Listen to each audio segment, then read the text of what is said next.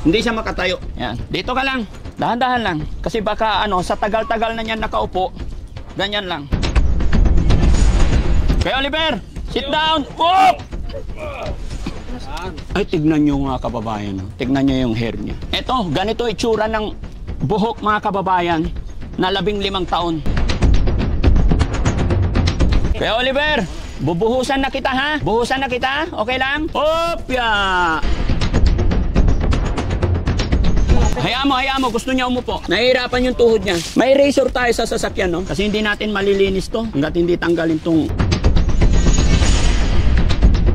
So, okay lang po ba tayo? Iwi muna namin siya sa shelter kahit 10 araw. Okay lang po sa inyo? Oo, sir. Dam, Kuya Oliver. Good? How's your feeling now? Ha? Masarap? Ubusin mo yung tinapay mo.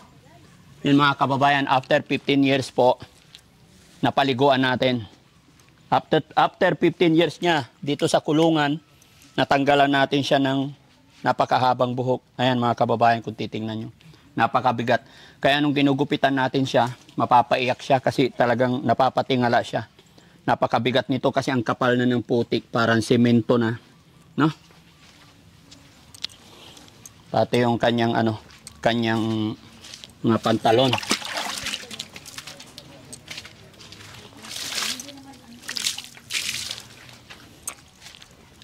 Ano pangalan ni tatay? Opo. Tay Bernardo, dito po tayo. Okay lang. Tay, anong masasabi mo po na sa loob ng 15 taon napaliguan, nabihisan? Gumanda na yung kanya, sir. Gumapo na siya. Gumapo na siya. Hindi na siya nakakatakot hawakan. Hindi na, sir. Kung kanina mga kababayan, lahat po ng lalapit dito nakadistansya, mapapansin ninyo.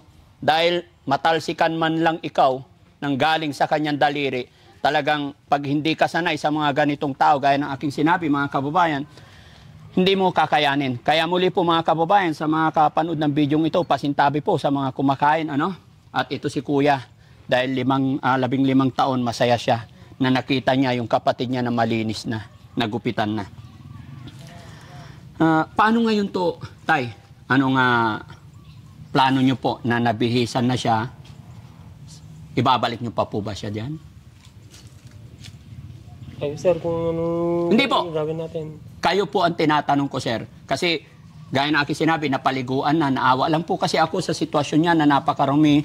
Puro tayo yung ulo, buong katawan. Ngayon po, nabihisan na po siya. Ano yung plano nyo? Diyan pa rin siya po. Diyan naman ng bahay na, sir. Diyan ang bahay niya. Sa Makatwid, sir, kaya ito nakulong diyan, kaya nyo kinulong kasi nananakit ba? Oo, sir. Violente siya. Noon, sir. Nananakit siya, kaya kinulong nyo siya. Ganun, sir. Ganun na nga.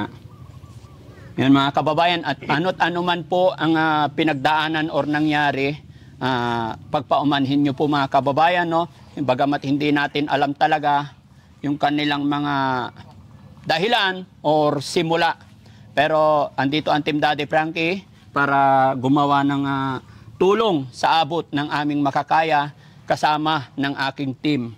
At ito, hindi ko alam kung anong gagawin ko sa ngayon, pero may pag-cooperate tayo sa pamilya ni Kuya Oliver. Siyempre, hindi natin pwedeng, hindi tayo pwede basta-basta gumalaw na walang abiso or permiso. Tay, nga pala, nakabidyo po ako, i-upload ko po ito sa YouTube, Facebook. Okay lang po? Maraming salamat po. No? Okay. Tay, naawa kasi ako sa kanya na ibabalik nyo agad siya dyan. Hindi pa natutuyo, tapos basa pa. No? Mabaho pa actually. Kailangan talaga i-sanitize para hindi siya magkasakit. No? Although pasensya na po kayo dahil, no? Wala akong masamang intention manakit ng inyong mga damdamin. Naintindihan ko po yung sitwasyon, gawa ng kahirapan ng buhay. Oo, sir. Kaya thanks to God, nandyan ang ating mga viewers, ang ating mga followers. Dahil sa pamamagitan nila, pag-support nila kay Daddy Frankie, ay nakakagawa kami ng mga ganitong pamamaraan ng pagtulong. No? Oo, sir. So, okay lang po ba tayo? Kasi sabi nyo, ibabalik nyo dyan. Okay lang po ba sa inyo na iuwi muna namin siya sa shelter kahit 10 araw para makulture natin yung kanyang katawan, mapakain ng maayos, makatulog ng maayos. Oo, sir. Salamat, sir. Yan ang plano nyo. Okay lang po sa inyo. Oo, sir. Matanong ko lang, sir, itong kapatid nyo po ba mula nung sa loob ng 15 taon, wala po ba kayong nakitang nagkakasakit siya or yung malalang sakit bukod sa kanyang depression?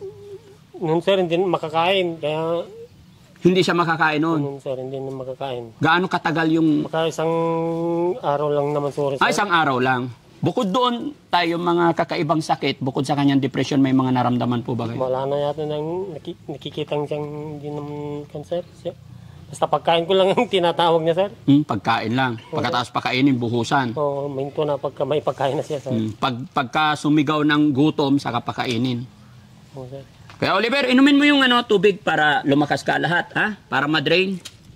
Ha?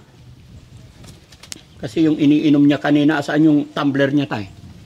Yan, sir, timba. Binabantay ko na lang. Yung nasa timba na tubig, yun doon galing yung iniinom niya. Oo, sir.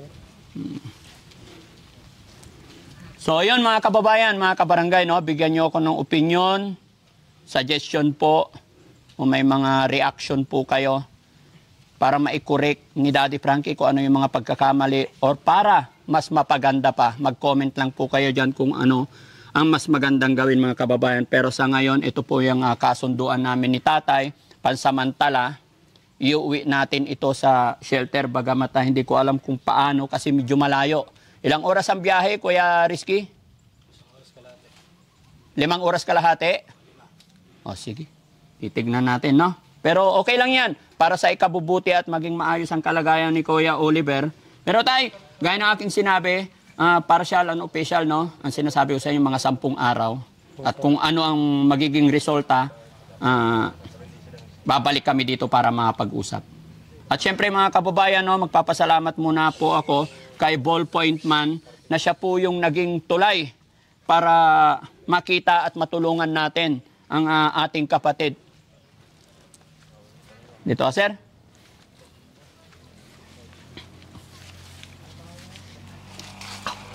Sir, matanong ko lang, ano po yung naging pamamaraan mo? Anong dahilan? Bakit si Daddy Frankie ang tinawag mo para makapunta dito? Siyempre, kasi nakikita ko sa mga video mo na yung talagang priority mo, yung mga nasa kalsada, yung mga ganito, na yung mga napabayaan ba, na hindi naman totally napabayaan, yung talagang dahil sa hirap nga ng buhay nila, Opo. siya yung talagang nangangailangan ng tulong. Kasi makikita nyo naman dito na basa, tapos siyempre diyan pa natutulog, so magkakasakit at papaya talaga yung tao. So, kaya nilapitan kita, kasi alam ko, ito yung mga ganitong klase ng tao yung gusto mong tulungan. Salamat, sir. Salamat sa tiwala. Nawa po hindi tayo magsawa na tumulong sa mga kababayan natin na nangangailangan ng tulong. Maliit o malaki mga kababayan, kahit sa maliit na kaparaanan, basta't nakatulong tayo sa ating mga kababayan, sa mata ng Diyos ay napakalaking bagay. Maliit o malaki, pantay-pantay po yan, basta galing sa ating puso. No? So, paano tayo? Guys, iuwi na natin to? Anong oras na? Sama natin sa kainan yan. Kakain tayo? Baka magwala to sa kainan. Nagpahanda ako ng dyan, ng makakain sa bahay. Sa sunod na lang, pre. Pero ganito na lang. Paupuin na lang muna natin para habang isiniset yung sasakyan, dalhin natin doon. Bigyan natin siya ng tsinelas. May tsinelas mo. Ito, yung kulay red. Kaya Oliver, magtsinelas ka, ha? Punta tayo sa bahay ko, ha? Maraming pagkain doon. Okay lang? Ako muna magiging daddy mo, ha? Kaya Oliver, sinilas ka. Yan, very good. Okay, wala na. Kaya Oliver, pansamantala ako muna yung magiging daddy mo ngayon, ha? Dadalhin kita sa bahay, ha?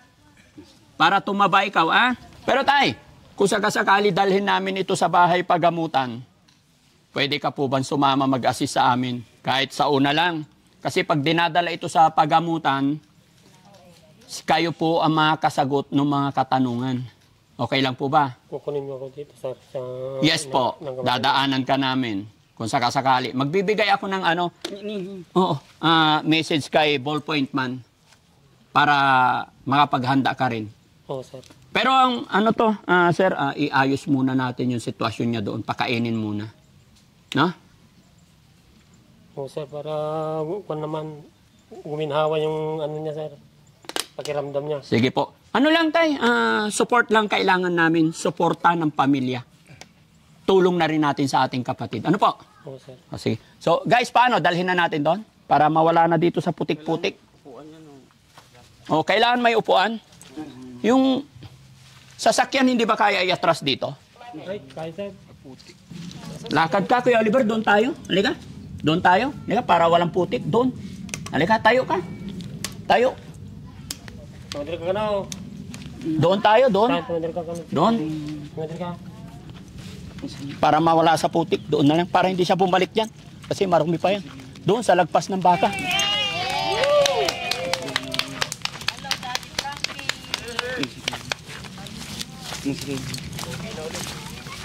O, dito muna, pagpahingayin natin.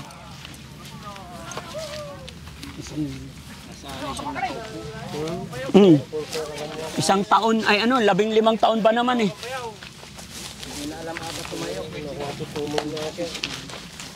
Lipat ulit. Dahan-dahan lang. Dali mo yung tubig. Diyan, wala tayong naiwang gamit doon. Check mo.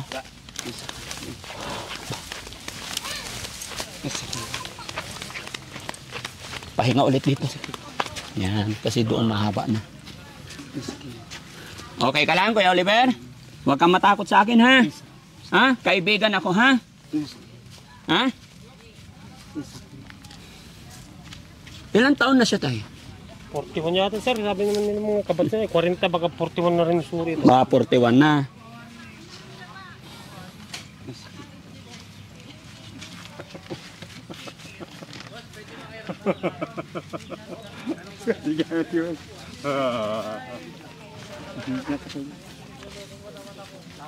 Oo. Sa likod, sa likod. Whoop! Wait lang, dahan-dahan. Papwestuhin muna natin kasi masakit. Dahan-dahan. Masakit. Bro, ha?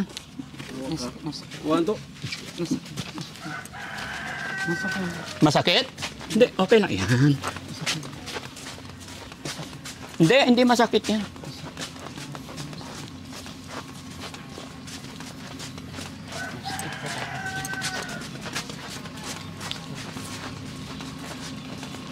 Dit. Sa Toyota, kasi maraming laman to. Kaya dyan sa kanan. Kanan.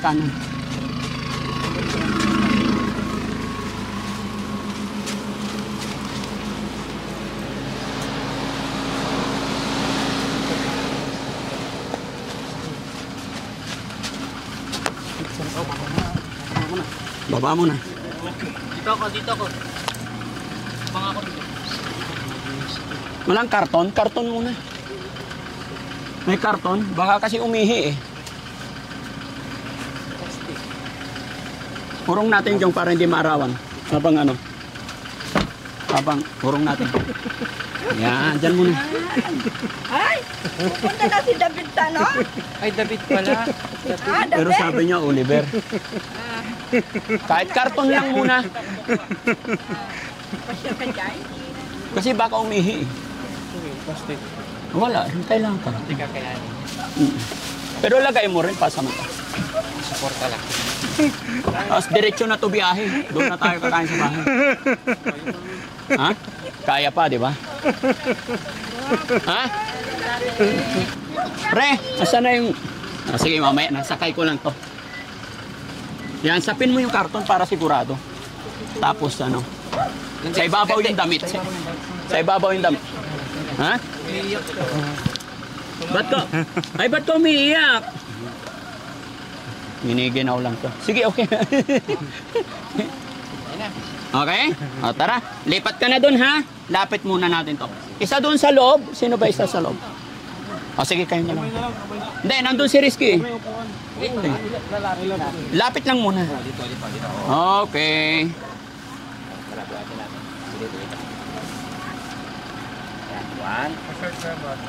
Sa short.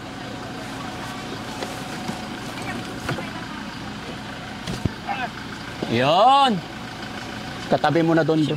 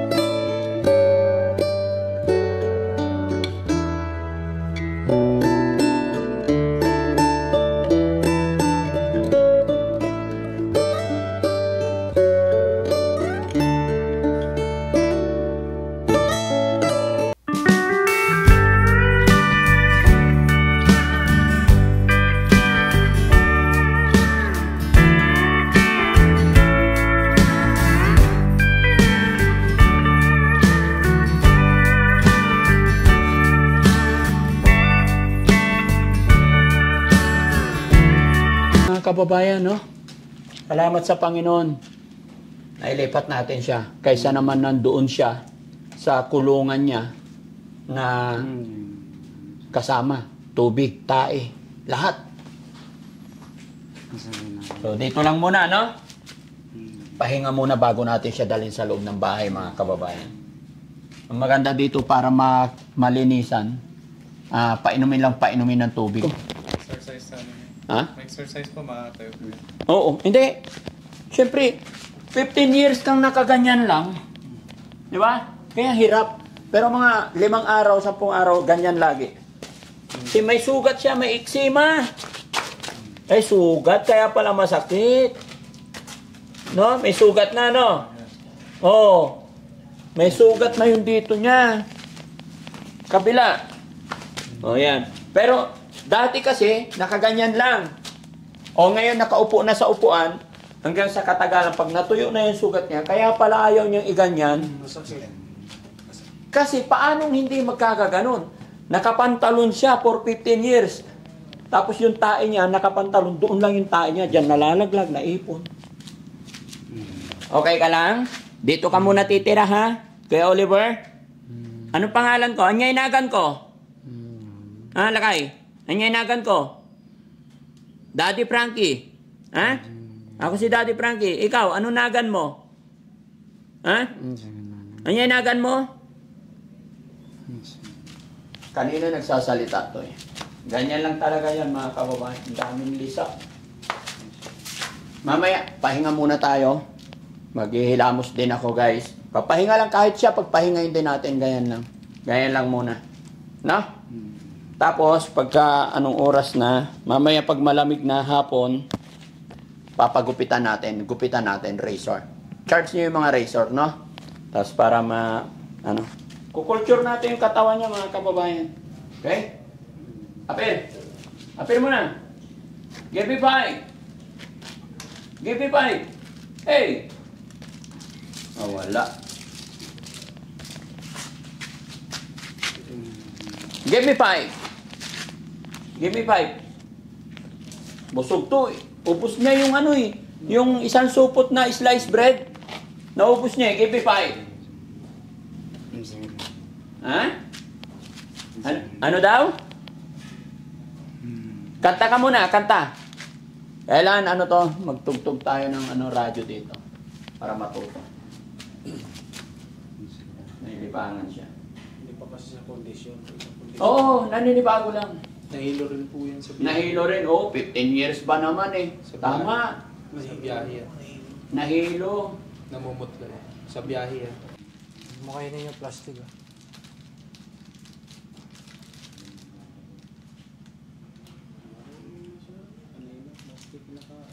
Oreo. Sponsoran tayo ng Oreo yan, baka naman. Okay, baka sumugat. Kayo naman. Ang sarap lang ng Oreo. Oreo, baka naman. Para sa mga angels natin. Dito sa Daddy Frankie. Baka naman, bigay ka ng isang pakete ng Oreo. Angel Oreo. Sugata.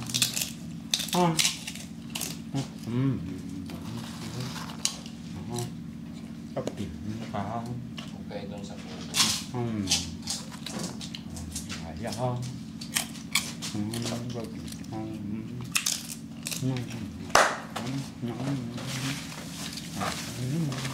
Kain tayo!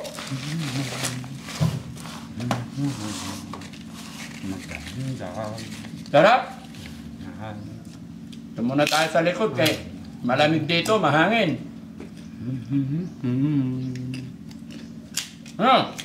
Mahangin, no? Masarap!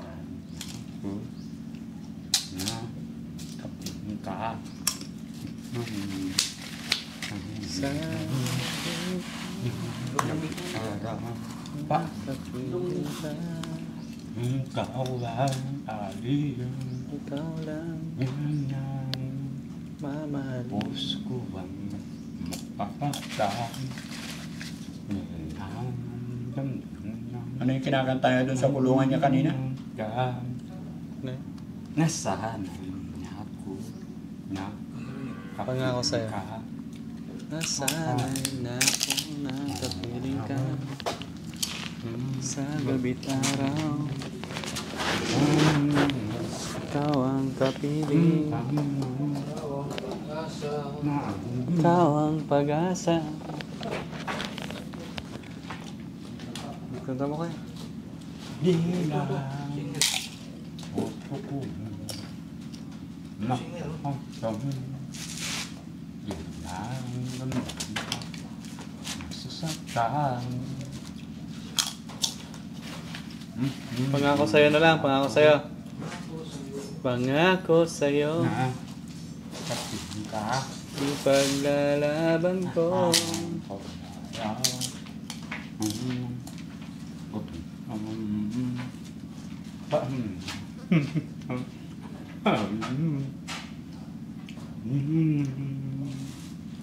Puso ko masasaktan. Isusunod ka.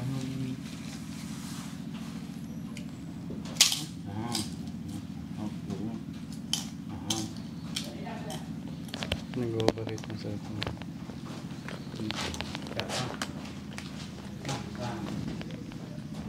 Hindi naman nakatayo. Hindi alis yun. Ang diyan. Hindi alis. Hindi nga makatayo. Misgrade lang siya pababa.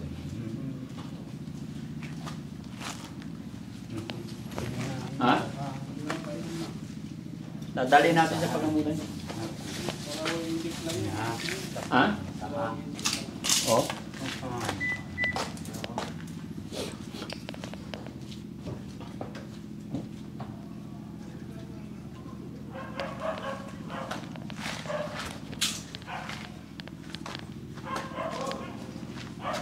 Iya. Baka dito.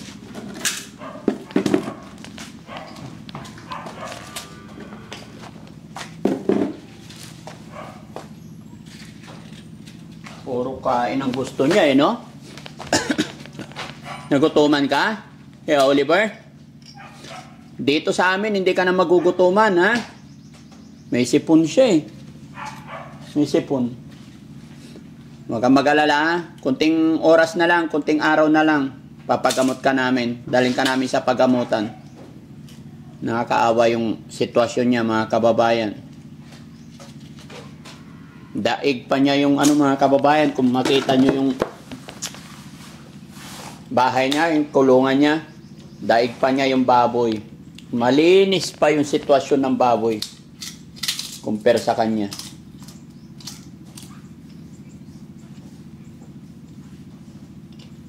Anim na magkakapatid to, mga kababayan.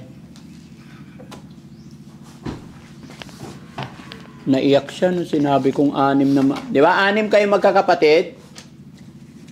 Hindi ka na naalagaan ng mga kapatid mo. Ha? Umiiyak siya pag pinag-uusapan yung pamilya niya. Lumuluha siya.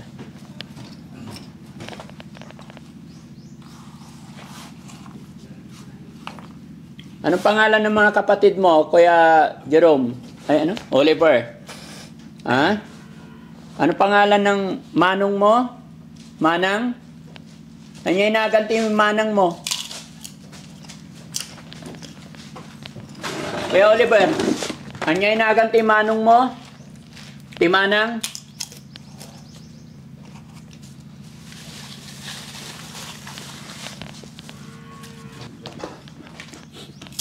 So yun mga kababayan, mga kabarangay, no? Kararating lang po namin galing doon sa kanyang tinirhan na sa loob ng baka magtataka kayo mga kababayan, no? Siya po ngayon ay hindi siya nakaupo ng pinto. Gusto niya nakaganyan lagi. Kasi kung maalala niyo mga kababayan, nung dinala namin ay kinuha namin doon sa kulungan niya, nakaganyan lang siya. Tapos nakaganyan lang upo, nakapantalon. Punong-puno ng dumi yung pantalon niya hanggang dito. Kaya may sugat siya rito. Kaya mas gusto niya dito sa sa flooring na nakaganyan lang. At inaayos pa lang namin yung kanyang kwarto. kung saan namin siya patutulugin.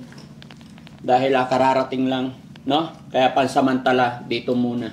Kasi medyo mainit sa loob. Pahangin muna rito, no?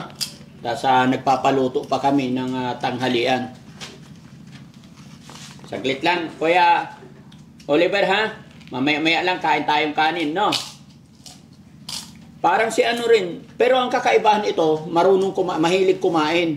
Si Junjun, nung dinala namin dito, sinusubuan pa yon. Ito matakaw naman to. Ang kaibahan dito. Kaya hindi madaling, madali itong siguro. Sana. At nagsasalita naman.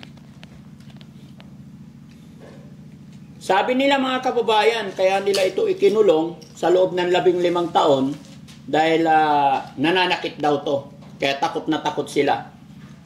Kaya ito, focus kami dito. Babantayan muna namin to ng ilang araw, 24 oras, kung ano talaga yung attitude niya.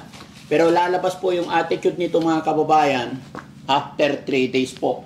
Pag nakapagpahinga na, and then nakakain na, makakabawi na siya ng lakas, doon lalabas talaga yung ano nito. Dito sana sa plastic, naubos niya. Isang sliced bread, naubos niya no?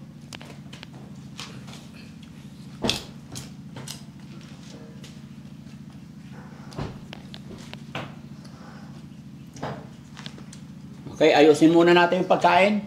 Ayan, salamat guys, ayusin lang namin yung pagkain.